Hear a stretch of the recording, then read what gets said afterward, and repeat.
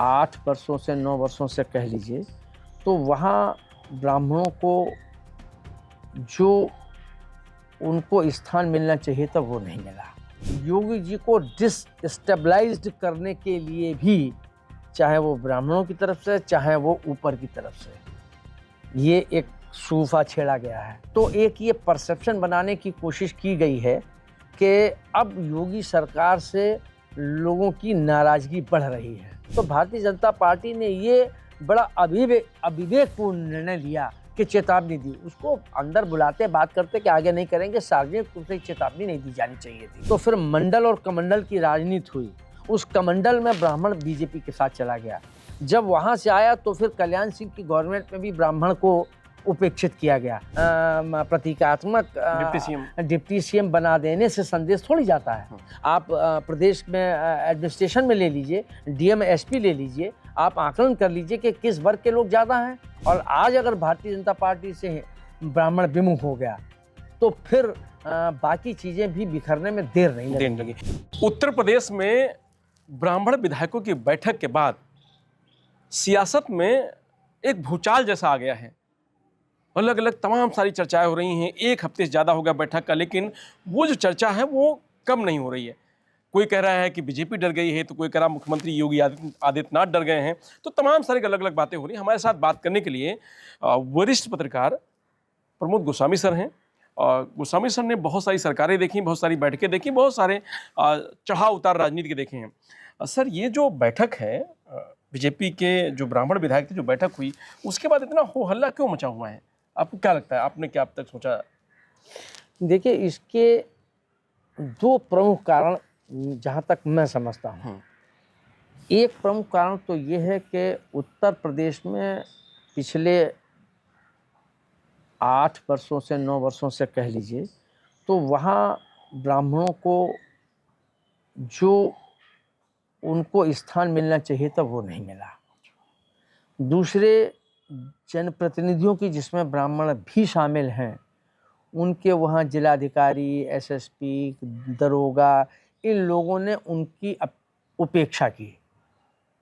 ऊपर स्तर से भी एक उपेक्षा हुई। उसकी एक थी महत्वपूर्ण बात यह है कि पिछले 9 वर्षों में एक कार्यकाल निकल गया, तब क्यों नहीं उत्तेजित हुए 5 साल में? दूसरा लगभग ये पूरा हो गया, इसमें क्यों उत्तेजित हुए? मुझे लगता है कि अब ये चुनाव आ रहा है, एक बात अपने टिकट के लिए, दूसरी बात मंत्रिमंडल का विस्तार होना है, उसमें हमारा स्थान बने और उनको दिया जाए, इस वजह से। दूसरी जो मुझे महत्वपूर्ण बात लगती है कि ये कहीं ना कहीं, वो चाहे ब्राह्मणों का अपनी सीट सुरक्षित रखने के लिए, मंत्रिमंडल में शामिल होने के लिए, उसके साथ साथ कहीं ना कहीं ये योगी जी को डिस्टेबलाइज्ड करने के लिए भी, चाहे वो ब्राह्मणों की तरफ से चाहे वो ऊपर की तरफ से, ये एक सूफा छेड़ा गया है। ये महत्वपूर्ण इसलिए ये सूफा बना हुआ है। सवाल है कि राजनीति परसेप्शन की होती है, तो एक ये परसेप्शन बनाने की कोशिश की गई है कि अब योगी सरकार से लोगों की नाराजगी बढ़ रही है। तीसरा, उससे ज़्यादा महत्वपूर्ण बात यह है कि भारतीय जनता पार्टी, जो एक सैद्धांतिक बात है, भारतीय जनता पार्टी जातिगत सम्मेलन करती रही है। उसके सहयोगी दल, चाहे ओम प्रकाश राजभर हों, चाहे संजय निषाद हों, वो अपने जातिगत सम्मेलन करते रहे हैं। चाहे क्षत्रिय समाज हो, उन्होंने अपनी एक भोज का आयोजन किया। तब भारतीय जनता पार्टी या प्रदेश अध्यक्ष के द्वारा इस पर सवालिया निशान लगा के चेतावनी क्यों जारी नहीं की गई? बिल्कुल। आज क्यों जारी करने की जरूरत पड़ी? यही तो सवाल है लोगों। ये महत्वपूर्ण बात है। तो कहीं ना कहीं इस बात से लेके हाईकमान हलकान है कि ये इन लोगों ने, अगर ब्राह्मणों ने ये एक मोर्चा खोल दिया तो फिर इसकी आवाज़ दूर तलक जाएगी। उस वजह से ये चेतावनी दी गई कि अब ये न हो। क्या अब ये संभव है कि वो ओम प्रकाश राजभर को चेतावनी दे पाएंगे? क्या आप जातिगत सम्मेलन नहीं करेंगे? निषाद को दे पाएंगे कि जातिगत सम्मेलन नहीं करेंगे? पटेल को दे पाएंगे? या फिर आप ये देख लीजिए, दूसरी बात, भले ही नेपथ्य में रह के करें, जो ये बनाए गए अध्यक्ष बनाए गए जातिगत समीकरणों के आधार पर तो बनाए ये गए। भी कुर्मी बैठक करी है कुर्मी बैठक हुई अयोध्या में। हाँ और भी बैठकें होती हैं, जी। लेकिन उस पर फिर अगर ये प्रतिबंध लग जाएगा या ये चेतावनियां जारी होंगी तो भारतीय जनता पार्टी कहाँ जाएगी? और अगर नहीं करेगी तो नुकसान है, और अब कर दिया उसने और अब वो अगर वापस आती है तो नुकसान है। तो भारतीय जनता पार्टी ने ये बड़ा अविवेकपूर्ण निर्णय लिया कि चेतावनी दी। उसको अंदर बुलाते, बात करते कि आगे नहीं करेंगे, सार्वजनिक रूप से चेतावनी नहीं दी जानी चाहिए थी। जी जी। कहा जा रहा है कि कुर्मी बैठक होती है, किसी को दिक्कत नहीं है, ठाकुरों का एक कुटुंब बनता है, किसी को दिक्कत नहीं होती है, और निषाद और ये तो छोड़ देते हैं, हम अभी बड़े बात करते हैं। तो तब किसने नहीं बोला? तो ब्राह्मणों की बैठक से क्या लग रहा है कि योगी आदित्यनाथ की सरकार में डर है क्या? सरकार को लगता है उनको कि सरकार कहीं ना गिर जाए, ऐसा भी लग रहा था क्या? नहीं, देखिए, सरकार तो गिरने का सवाल नहीं है। हाँ। इसमें तो मुझे इसमें कहीं कोई दुविधा नहीं, सरकार को तो गिराने की कोई ताकत नहीं है। लेकिन ब्राह्मणों के विरोध से एक बात तो सही है, भले ही ब्राह्मण इस प्रदेश में 10% हो, 12% हो, 14% हो, लेकिन वो मल्टीप्लाई करने वाला रहता है, वो चीज़ों को कन्विंस करता है, एक एटमॉस्फियर या एक फिज़ा बनाता है। फिज़ा बनाने का काम ब्राह्मण समाज करता है। तो वो उनको चिंता है कि अगर ये कहीं बाहर आ गया तो फिर ये हमारे सरकार के खिलाफ फिज़ा बनाएगा, 27 का इलेक्शन को प्रभावित करेगा। और ये तय है कि अगर ब्राह्मण वास्तविकता में बगैर हवा दिए हुए बैठक हुई है और अगर वो विरोध में है तो फिर निश्चित रूप से 27 भारतीय जनता पार्टी के लिए बहुत दिक्कत तलब इलेक्शन बन जाएगा। और इधर आप देख लीजिए कि समाजवादी पार्टी पूरी तरीके से उनको ये बात संदेश देने की कोशिश कर रही कि आपके मान की सम्मान की रक्षा हम करेंगे, आप हमारे यहाँ आइए। और अगर ये स्थिति पैदा होगी तो फिर भारतीय जनता पार्टी के लिए, वो चाहे वो निषाद समाज हो, चाहे राजभर समाज हो, और चाहे वो क्षत्रिय समाज हो, तो भारतीय जनता पार्टी के सामने मतलब घनघोर संकट की स्थिति पैदा हो जाएगी। इसलिए हाईकमान भी समान है। एक बात और, आप इसको भी संकेतों में लीजिए। प्रधानमंत्री यहाँ आए थे, यहाँ ब्रजेश पाठक थे, उनसे मिले, नमस्कार हुई, बातचीत हुई। इसके दूसरे दिन ही फिर वो प्रधानमंत्री से मिलने दिल्ली चले गए, उनकी फ़ोटो सब आई। ये क्या है? ऐसी क्या बात थी, ऐसी क्या महत्वपूर्ण बात थी कि जिसकी वजह से उनको वहाँ बुलाया गया और वो वहाँ गए? तो कहीं ना कहीं एक मैसेज देने की बात की गई कि भाई बैठक के बाद ब्रजेश पाठक जी जो मिले हैं, तो ऐसा लग रहा है। हाँ। तो कहीं ना कहीं मुझे लगता है कि ये कहीं ना कहीं ये एक दबाव की राजनीति का भी हिस्सा है उत्तर प्रदेश की योगी सरकार के ऊपर। जी। बस सर सवाल ये है कि जैसे कुर्मी की बैठक से इनको डर नहीं है, ब्राह्मण की बैठक, वो ठाकुरों की बैठक से भी डर नहीं है। ठाकुर भी बड़ी संख्या में, ठाकुर भी बाहुबली हैं, ठाकुर भी कहते हैं कि हमारा वर्चस्व है। तो क्या मुख्यमंत्री उनको ज़्यादा तवज्जो दे रहे हैं? और जो ब्राह्मण आज तक, मुझे लग रहा है कि सबसे ज़्यादा जो ब्राह्मण है वो आज तक भाजपा के साथ रह कहीं नहीं गया है, बुरी स्थिति में भी, तो उनका ख्याल नहीं रखा गया, इसलिए इस तरीके की ज़्यादा चीज़ें। यही ब्राह्मणों की चिंता है। हाँ। आप अगर देखें तो वस्तुतः ब्राह्मण जो है वो कांग्रेस के साथ जुड़ा रहा। जी जी। उसके बाद उसने 15 वर्ष लगभग इंतज़ार किया कि कांग्रेस रिवाइवल हो जाए। जब रिवाइवल नहीं हुआ तो फिर मंडल और कमंडल की राजनीति हुई। उस कमंडल में ब्राह्मण बीजेपी के साथ चला गया। जब वहाँ से आया तो फिर कल्याण सिंह की गवर्नमेंट में भी ब्राह्मण को उपेक्षित किया गया। उस दौरान भी ये आवाज़ें उठी थी और ये विरोध के सुर ऊपर उठे थे, लेकिन वो मैनेज कर लिया गया।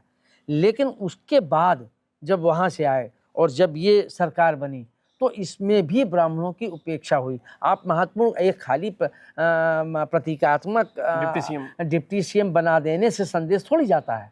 आप प्रदेश में एडमिनिस्ट्रेशन में ले लीजिए, डीएम एसपी ले लीजिए, आप आकलन कर लीजिए कि किस वर्ग के लोग ज़्यादा हैं, और अगर हैं तो क्यों हैं, और अगर हैं भी तो उनकी दूसरों की तुलना में वो कितने योग्य हैं।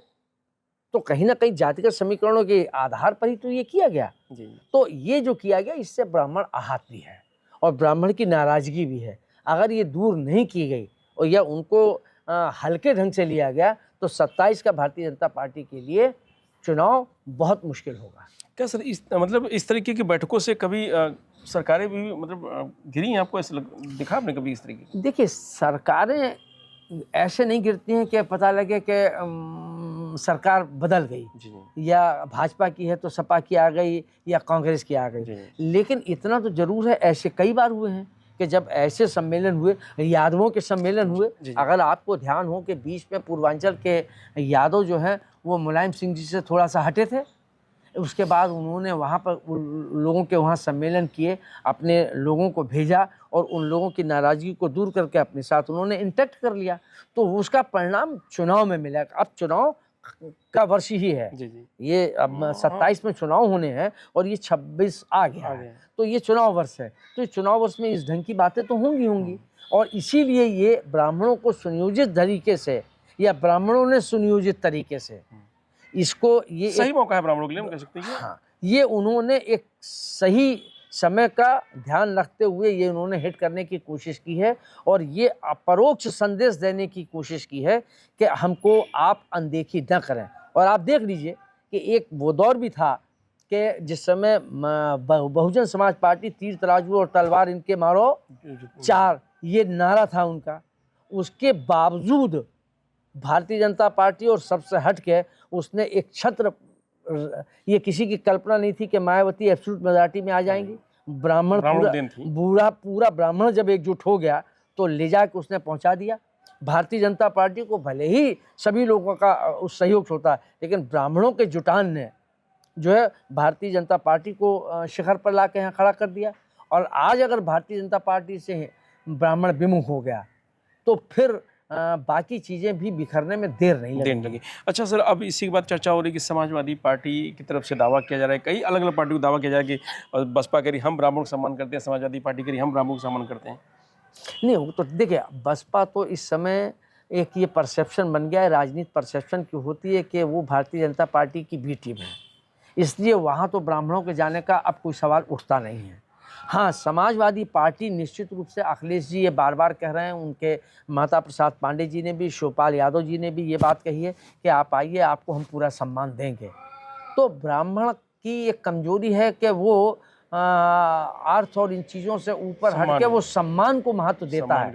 अगर उसको लगा और अखिलेश जी ने और समाजवादी पार्टी ने उनको सम्मान की दृष्टि से खाली पोस्टर के लिहाज से नहीं रखा, तो ब्राह्मण वहाँ शिफ्ट भी हो सकता है, गुरेज नहीं करेगा। तो ये थे गोस्वामी सर, जिनका साफ तौर से कहना है कि जो ब्राह्मण समाज है वो सम्मान का भूखा रहता है, अर्थ का, धन का, पद का नहीं। तो कहीं ना कहीं सम्मान में ठेस पहुंची है, तभी इस तरीके की चीज़ें निकल के आई हैं कि आज बीजेपी के जो ब्राह्मण विधायक थे उन्होंने बैठक की है और सही समय चुना है सही संदेश देने के लिए, क्योंकि चुनावी वर्ष आने वाला है।